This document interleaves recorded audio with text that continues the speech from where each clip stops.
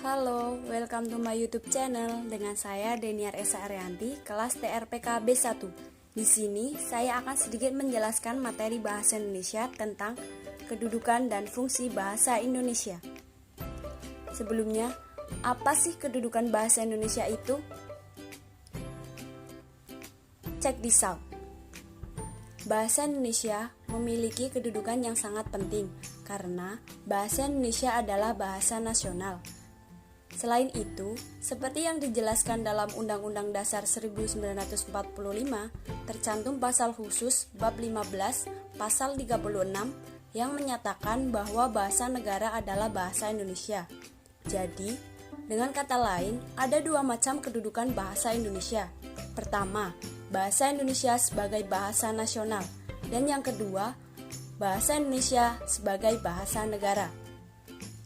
Selanjutnya, fungsi bahasa Indonesia. Yang pertama, bahasa Indonesia sebagai bahasa nasional. Di dalam kedudukannya sebagai bahasa nasional, bahasa Indonesia berfungsi sebagai 1. Lambang kebanggaan nasional. Tidak semua bangsa di dunia mempunyai sebuah bahasa nasional yang dipakai secara luas dan dijunjung tinggi.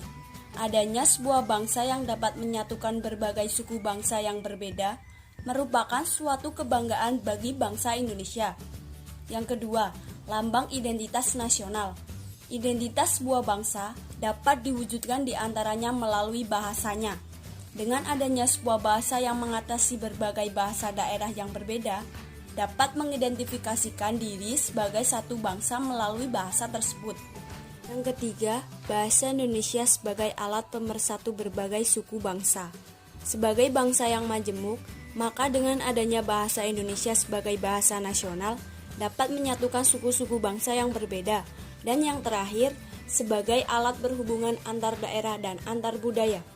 Selanjutnya, fungsi yang kedua adalah bahasa Indonesia sebagai bahasa negara.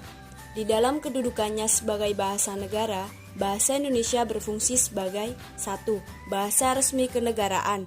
Sebagai bahasa negara, bahasa Indonesia dipakai pada semua upacara, peristiwa, dan kegiatan kenegaraan, baik secara lisan maupun dalam bentuk tulisan. Yang kedua, bahasa pengantar dalam dunia pendidikan. Dunia pendidikan di sebuah negara memerlukan sebuah bahasa yang seragam, sehingga kelangsungan pendidikan bisa berjalan dengan lancar. Yang ketiga, alat berhubungan di tingkat nasional untuk kepentingan pembangunan dan pemerintahan. Kepentingan pembangunan dan pemerintahan di tingkat nasional memerlukan sebuah bahasa sebagai alat berhubungan, sehingga komunikasi tidak terhambat. Jadi, dengan adanya bahasa Indonesia dapat mengatasi hambatan. Dan yang terakhir, alat pengembangan kebudayaan, ilmu pengetahuan, dan teknologi. Bahasa Indonesia merupakan satu-satunya bahasa di Indonesia yang memenuhi syarat sebagai alat pengembangan kebudayaan, ilmu pengetahuan, dan teknologi. Karena bahasa Indonesia telah dikembangkan untuk keperluan tersebut dan bahasa ini dimengerti oleh sebagian masyarakat Indonesia. Cukup sekian yang dapat saya sampaikan, kurang lebihnya mohon maaf. Jangan lupa like, komen, dan subscribe ya guys. Terima kasih.